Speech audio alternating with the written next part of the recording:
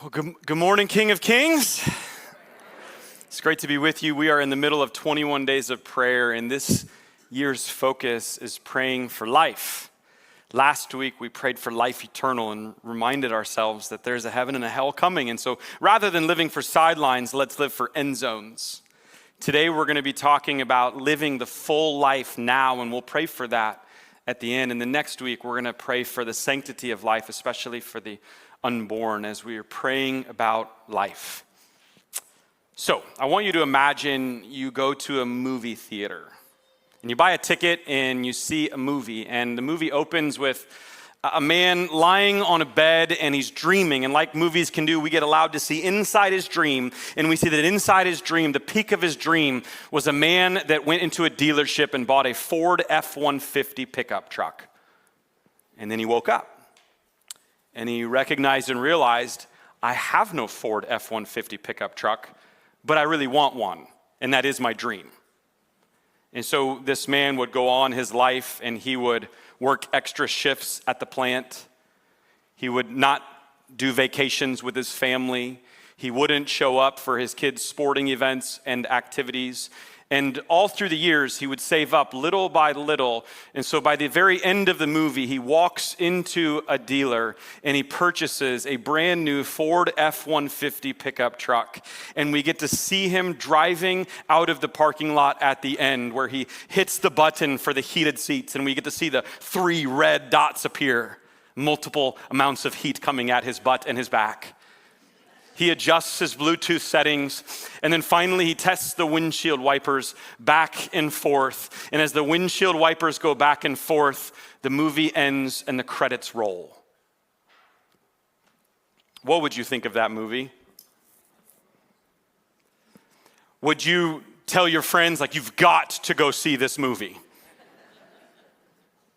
Would you get a cup of coffee and sit on your porch and ponder and reflect about this incredible movie that you saw? My hunch is that both of you, all of our campuses probably think that this is a pretty lame movie plot. And you would feel like you wasted a couple hours and probably $25 or $30 if it included some popcorn and drink as well. And you'd want that money back, because that was a waste of time and money. And yet I would argue that just like a plot of chasing after a Ford F-150 pickup truck is a lame movie, that I would argue the stories most of our lives are telling, or the movies that most of our lives are telling, are very much like the one I just described, where you are chasing after something of this world, whether it is a physical, tangible thing like a pickup truck or the house of your dreams, or you're chasing after someone, whether it's a spouse, or maybe the dream is to get a pet. I don't know what it might be. But you are living for something in this world and chasing after that, and think that when you get that, you will finally feel fulfilled. And yet the reality is, you get the pickup truck and you still want something more, and you're just as empty as ever. And you start asking questions about your life of, is there something more to all of this? And the answer is yes. And today I want to invite you into the great, full, abundant life that Jesus offers to each and every person under the sound of my voice right now. Our theme verse is John 10:10. It says, "The thief comes only to steal, kill, and destroy, but I have come that you may have life and have it 75% of the way to the fullest." Almost full. It's not what it says, does it? Come to give you life, and life to the full. Some translations use the word abundant. Today I want to talk about that abundant, full life that God offers to each and every one of you. And my challenge for you as you're listening today is to consider that if your life were a movie, what story would you be telling? And is it a story worth telling that others should come and, I don't know, purchase a ticket to see how your life ends up? And so as I said, we're going to talk about abundant life today, and in the end we'll pray to receive this abundant life again this morning. In my sermon today, I want to give you 3 reasons why we don't live the full and abundant life, and all 3 of them have to do with settling. We settle. Settling in the Christian context is accepting something less than what is best, greatest, and ultimately most fulfilling. In the context of our life, settling often reflects a decision or a series of decisions, whether conscious or not, that leads us to live a life beneath what God wants for us. Now, what you need to remember about that theme verse we just read, yes, Jesus came to give you life and life abundantly to the full, all the way to the max. But what you need to know is there was a first part of that verse that says there is a thief, which is the enemy, which is Satan, and he comes only, it says, to steal and kill and destroy. And those 3 words are pretty strong, but the way the enemy comes at you is not with strength and kind of announcing like, if I'm gonna steal, it's not like the enemy comes to you and says, hey, today at 4 o'clock, I'm coming to take everything. Instead, he comes subtly. He comes subtle, trying to get you to settle. This is what he did with Eve in the garden, and it's what he does with you and me today. The subtle settle. So as I open up 3 different stories in the Bible that describe people who have settled and missed out on God's best, the abundant full life, I want you to think about your own story and maybe ask, have I settled in this way? And full disclaimer, the 3 that I'm telling you that you might struggle with, I struggle with all of these. Here's the first settling. The first subtle settle is settling for good when God offers you great. This may be the overarching thing underneath it all, is that we settle for good instead of having great. I mean, even a couple of our campuses are here in Omaha, and I know Fremont's not far enough away to know that our city's slogan is what? The good life. So like, we celebrate and adopt that, the good life. But why would we settle for a good life when God wants to give us a great life? In the opening story, like actually there's nothing wrong with a Ford F-150 pickup. That's a good thing, especially heated seats in this miserable winter we're going through. That's good, really good. But I think all of us would watch that story and we'd think like, but yeah, he could have had great. He settled and he didn't spend time with his wife and his kids and he missed out on opportunities and he kind of just honestly lived for a really lame purpose. So he got a good thing, but he sacrificed great to get it. My favorite business book of all time is by Jim Collins, Good to Great. And he says this, good is the enemy of great. Some of you, that first line, you'll be thinking about that all week. Good is the enemy of great. And he goes on to say, and that's one of the key reasons why we have so little that becomes great. We don't have great schools principally because we have good schools. We don't have great government principally because we have good government. Few people attain great lives in large part because it is just so easy to what? Settle for a good life. When I think of somebody that did this, I think of the biblical character Lot. We're introduced to him in Genesis. He was the nephew of Abraham. And in Genesis 13, we find out that Abraham and Lot were living on the same plot of land, and that land could no longer support both of them. And so Abraham generously let his nephew choose first. His kind of famous line is, I don't care where you go, but if you choose left, I'll go right. If you choose right, I'll go left. And it says this, Lot looked around and saw that the whole plain of the Jordan toward Zoar was well watered, like the garden of the Lord, like the land of Egypt. And so Lot chose for himself the whole plain of the Jordan, and he set out toward the east. Abram lived in the land of Canaan, while Lot lived among the cities of the plain and pitched his tents near Sodom. Now the people of Sodom were wicked and sinning greatly against the Lord. In this choice, Lot looks out and he chooses what is pleasing to the eye. He chooses what is beautiful and what is comfortable in the moment, those lush, fertile plains. But what we see in the text is that he chose that lot of land right next to Sodom, where people were sinning greatly. Now, it's likely, we don't know in the text, it's likely that Lot knew about the people of Sodom and the great sin and corruption that was happening there. And even if he did not know, if you're going to make a big choice like this, he at least should have went and investigated and found out that I get that area is really pretty, really comfortable, really nice, but lurking right next to it is a really bad, evil, corrupt area. And sometimes we choose in life what looks good and what is comfortable, even though what is bad is lurking right beside it. And in Lot's story, that would be the cause of his destruction. His home, his wealth, and his wife would all be sacrificed because he made a choice, choosing what's comfortable, what looks pleasing to the eye. I think we do this, I do this quite often. In our world today, if there's two choices, I will naturally be inclined and pulled towards more and more comfort because comfort is easy.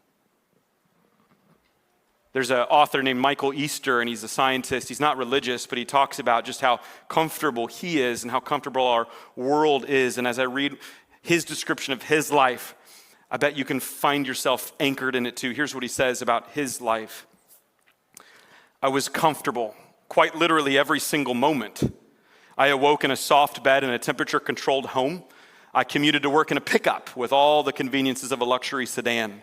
I killed any semblance of boredom with my smartphone. I sat in an ergonomic desk chair, staring at a screen all day, working with my mind and not my body. And when I arrived home from work, I filled my face with no effort, highly caloric foods that came from Lord knows where. Then I plopped down on my overstuffed sofa to binge on television streamed down from the outer space. I rarely, if ever, felt the sensation of discomfort. The most physically uncomfortable thing I did, exercise, he says, was executed inside an air-conditioned building as I watched cable news channels that are increasingly bent on confirming my worldview rather than challenging it. I wouldn't run outside unless the conditions were, well, comfortable. Not too hot, not too cold, not too wet. And he goes on and on and on.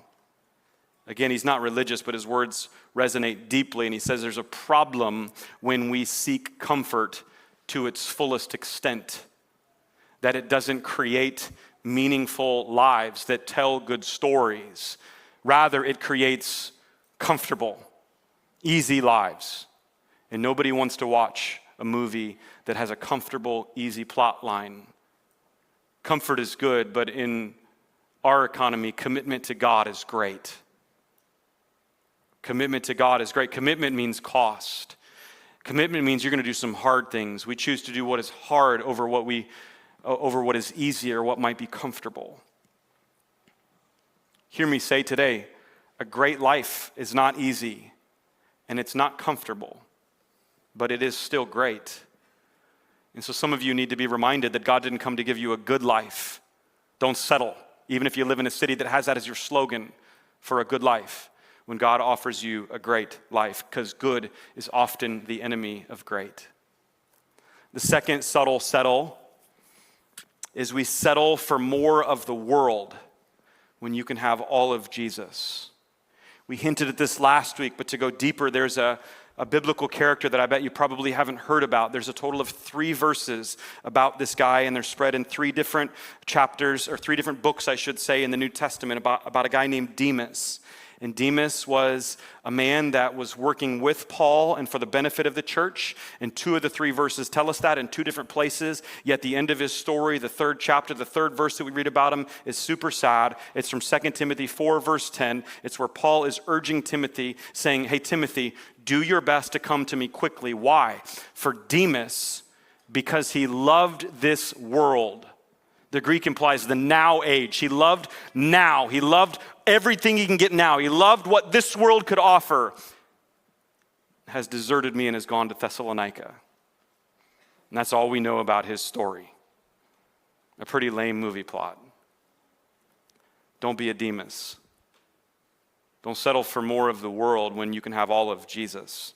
Because here's the reality. You can get all of this world and still find yourself as empty as ever. And where I see this played out more in our context today, probably than any other place, is in our pursuit of a good thing called the American dream. It is not bad, it is good. I love so much of what it promotes: equal opportunity and success through hard work, determination, initiative. It promotes upward mobility, prosperity, recognition, all things that are good. God is for those things. God is for equality. God is for prosperity. God is for hard work that requires initiative and determination. None of those things are bad. They're all good. But friends, here's the truth. If anything good ever becomes first in your life, we need to preach on how that good thing is now dangerous. And a lot of you have flipped from following a good thing that has become your first thing, and now it is dangerous. And we've seen and heard this movie and this story played out all the time, and we still fall for the lie of the American dream, chasing it at all you can to accomplish everything you can so that you can get to the place where you've accomplished it. But there have been many more that have accomplished it and have found themselves to be empty and still chasing after more after getting it. It's why you have rich people that are empty inside. It's why you have famous people that don't feel known, people with big homes that are ridiculously stressed, people who are married that are as lonely as ever, people that are successful that feel like failures, people that are accomplished who feel insignificant, people who are intellectual that feel lost, people who are attractive that feel unloved because you're chasing after something as your ultimate pursuit and trying to get something from it that you will never find outside of God. It's not like we need more people to tell us this.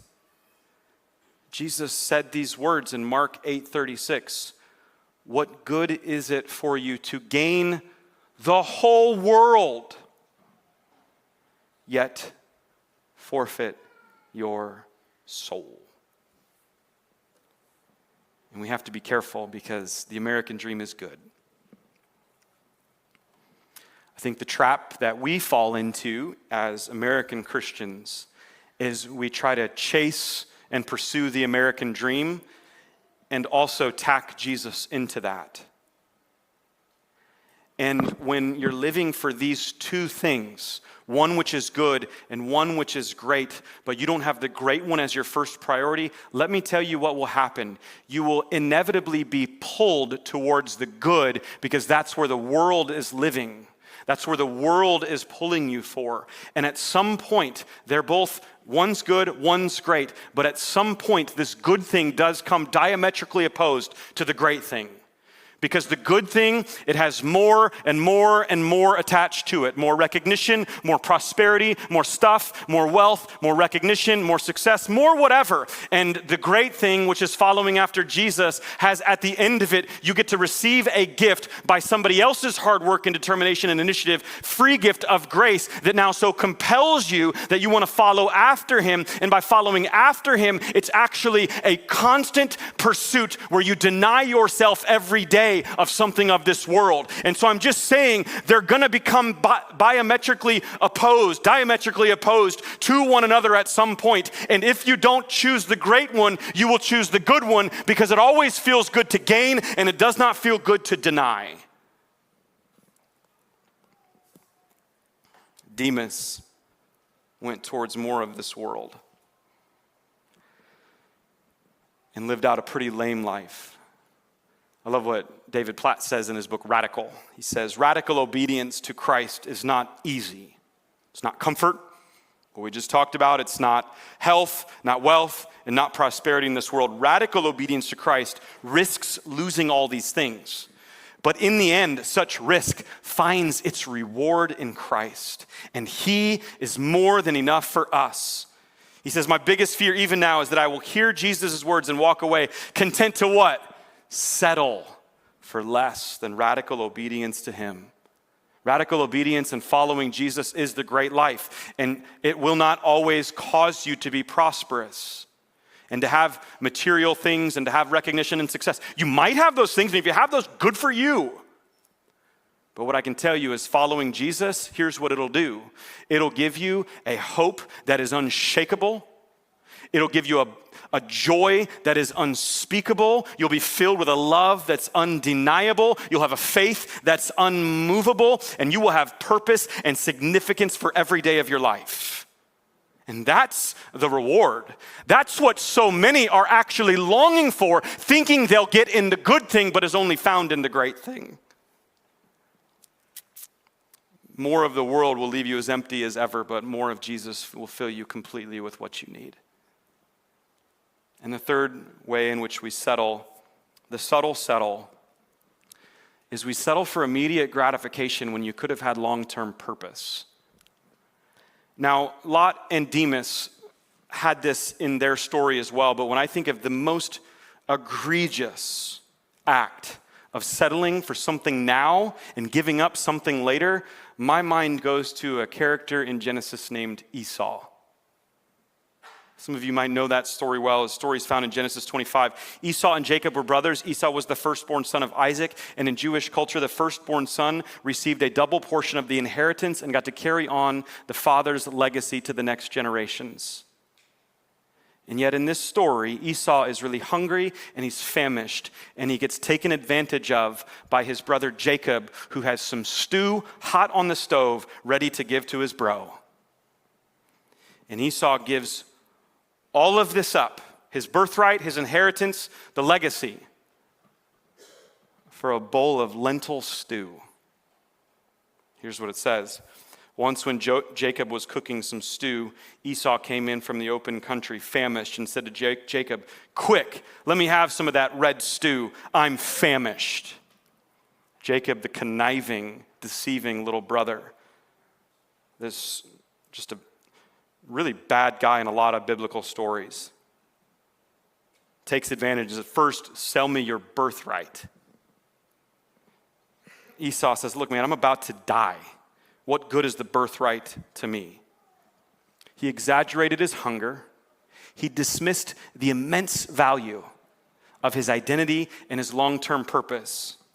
And he settled for a bowl of stew that offered temporary relief and instant gratification. It's one of the stupidest decisions. I hear some groans here at I Street that anyone has ever made. And here's the consequences. This is the reward when you choose immediate gratification. This verse sums it up well. He ate and drank and then got up and left. So Esau despised his birthright. He settled for 10 minutes of lentil decadence and sacrificed decades of his future. And you might think he is stupid, of course, for doing that, and you would never settle for a bowl of stew. This one honestly wouldn't tempt me. Vegetable stew is highly overrated, and I think lentils are terrible. So that's not gonna get me. But other things will get me, and other things will get you. And we live in a world, unlike Esau's day, where immediate gratification is at our fingertips like it's never been before. And I don't think a lot of times we choose the immediate gratification out of ill intent or lack of ambition. I think we choose it because we've lost sight of the overall purpose for why we exist, and we're just more aimlessly making decisions to get us through today to feel good so we can get through tomorrow, when a lot of those decisions may seem small at the time, but they compound, and pretty soon we're very far off from where God has wanted and desired us for always to be. Does that make sense? If not, let me tell you a story that I love sharing. I've shared it probably many times before. I write about it in my book, Red Letter Challenge. And the reason I love it is because it tells us how important it is to aim. You need to know where you're aiming. And so if you need to know where you're aiming, you need to know your overall purpose. It's about a rifle sharpshooter named Matthew Emmons. Some historians say he's the greatest sharpshooter, even still today, to ever live. So in the 2004 Athens Olympics, the question wasn't who's going to win the gold in this rifle contest. Everybody knew Matthew Emmons has got the gold. We're just fighting for silver and bronze. Rifle marksmen are trained to fire between heartbeats. And so a lot of times they try to slow their breathing because they want to fire in between those beats per minute, because if they're a millisecond off, it can make a difference by a millimeter, and that can be the difference between a gold or silver. And so this particular event was 10 shots. And he was so far ahead of the field after the first 9 that technically speaking, all he needed to do was get a 7.2. To give you perspective, on his first 9 shots, he'd never had lower than a 9.3. And so he's got his breathing, his focus in line. He's getting lined up for his next shot. He's getting ready to fire his 10th and final shot. And then he fires the shot, and what do you think happens? Bullseye. What'd you expect? I told you he's the greatest shooter ever to live. I don't know what you were thinking it would be. It is a trick, though, because he did hit the bullseye, but he was so focused on his breathing that he forgot to aim in the right place, and he ended up aiming one place to the left. It's called a crossfire. And he noticed this, and his face gasped because he realized what he did. It's like, if you don't know what a crossfire is, it's like you go bowling and somehow, for whatever reason, the ball sticks to your fingers and it like flies over your lane into the next lane and hits the 10 pins over in the lane next to you on the left or the right. And like, that's really impressive. It's also 0, right? He got a score of 0 and went from 1st to 8th just like that. And the reason I like bringing this up is because this is literally the greatest shooter in the history of the world, teaching us that if you don't know where you're aiming, you're gonna hit the wrong target every time. And again, I don't think we're choosing immediate gratification many times out of ill intent or lack of ambition. I think we just lost sight of our purpose in this world, that we were made for him and by him for his glory and to be the greatest disciple of Jesus we can possibly be. And when we forget that, we end up making a decision here and a decision there that feels good in the moment and gets me through the day to get me to the next day. But over time, it leads to disastrous results, and it ends up being why individually and collectively, we are a shadow at best representation of the one that came to give us life. Because we've settled for immediate gratification. And I get it that lentils and veggie stew may not be tempting you, but you've got immediate gratification at your fingertips today more than you ever have before. And we do this. Some of us, we do this. It's just one swipe or a tap of the credit card to pay for something that you don't have the money to pay for, that you want right now, so you can keep up with everybody else, even though it's going to cost you more later. Or maybe it's in a period of boredom or lonely or angriness that you're at a computer and you could type one website, but you type another website and you know that's a bad decision, but it's going to give you something instantly, immediately gratifying. Or maybe you're having a really difficult time at your home right now, whether that's because of your spouse or your kids who are growing up and are driving you crazy. And so you could take a right turn and get to your home and be the husband and father that your family needs to be, or you can take a left turn into whatever danger creeps over there, whatever that might be, whether that's into the hands of somebody else that's affirming you and appreciating you and giving you what you most desire, or maybe it's just to sink yourself more into workaholism so you can avoid being at home. Instant gratification is at our fingertips, robbing us of our long-term purpose. And if you think about it, anytime, like Esau, you settle for a temporary fix and you forfeit your purpose, that is the definition of what sin is and does to you. It is missing the mark. It will give you a temporary fix, and you will feel empty afterwards. You would not sin if it did not feel good. It gives you some sort of temporary satisfaction or pleasure. And honestly, if your sin doesn't do that, like, you are sinning wrongly. Maybe I shouldn't say that, but like, if you ain't getting a minute or a second out of it that's good, like, I don't know what's wrong. That's what sin, it lures you in, it promises you immediate gratification, it gives it to you, and then it leaves you alone to fend for yourselves. And all the meanwhile, you've settled and you've lost your purpose. Romans 3:23 tells us all about this settle that we all do. All of us have sinned and fall short of the glory of God. And this is the subtle settle that every single one of us participates in. The great news, not the good news, the great news is that Jesus never settled. When he was in heaven and things looked so good, But you and I weren't there. He didn't settle for good, but he went for great because he wants you there. When he started his ministry, he went 40 days in the wilderness, and Satan was there to steal, kill, and destroy, and said, I'll give you everything of this world right now if you bow down and worship me. And he didn't settle and chase more of this world, even though he could have the greatest kingdom that anyone has ever seen now. And when they threw him on the cross, and he could have had what I would think incredible immediate gratification of getting down off the cross and destroying all the punks, the jerks, the liars, the spitters, the mockers, and he stayed. He never gave up his purpose. Because unlike Esau, he knew Romans 8:29 that he was the firstborn among many brothers and sisters. And that by him not settling, all of us who have settled can be welcomed back into a great life. Not by gritting our teeth together, hard work and determination, not by being wealthy or prosperous or choosing comfortable things, but rather by letting go of all of those good things and saying, God, you're the great thing that I want. You're the great thing that I need. You're the only great one to live for.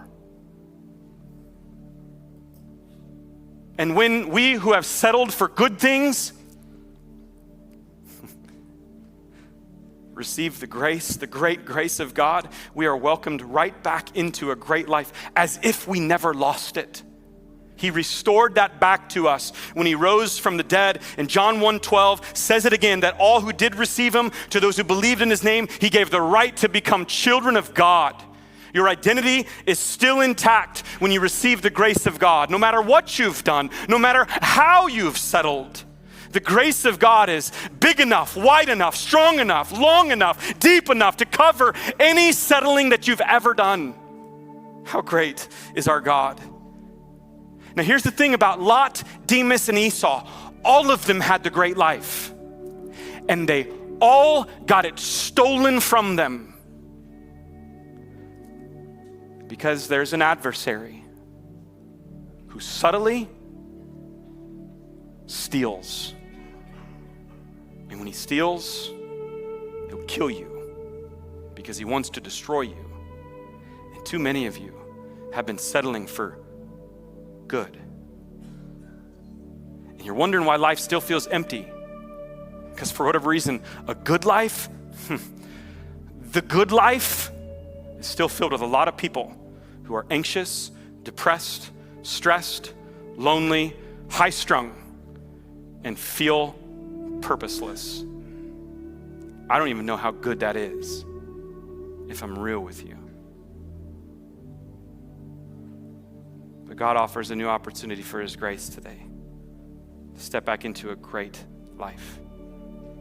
And if at all you feel like I've been settling and this message is hitting home with me, let me give you more great news. I really, honestly, genuinely believe you're going to love being a part of King of Kings this first quarter of this year. We're going to continue to pray and focus on the importance of life to ground ourselves this month.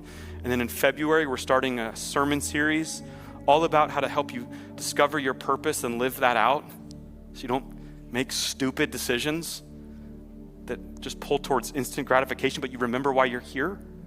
And then in March, we're going to have a whole series anchored in the Sermon on the Mount to try to help you be the greatest disciple you can possibly be. And I really believe that if you commit to coming and putting into practice what we're going to be teaching you through the Bible, 2025 won't be a good year. It'll be a great year. But it all starts with acknowledging how we've settled and receiving what God wants to give us. And so at all campuses now, I want to pray for you, and I want to have a confessional prayer moment with all of us. And so I want to ask you to do something courageous, though. If today's message hit home with you and you realize I've been settling, I've been living for a Ford F-150,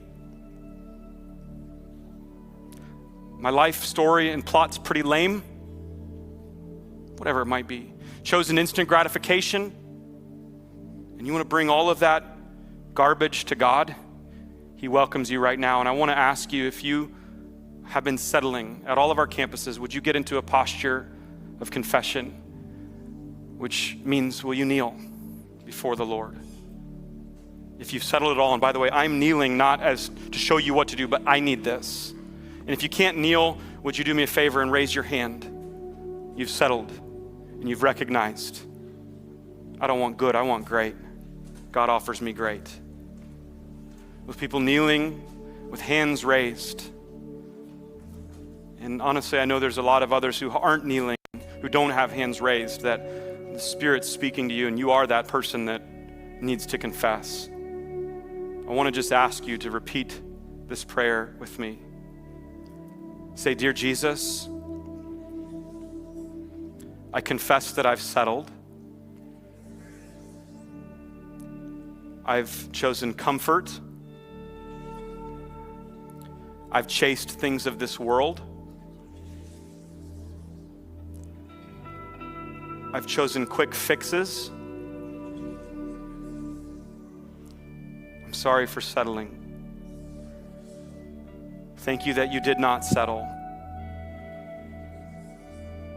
Through your death and resurrection, I receive your forgiveness.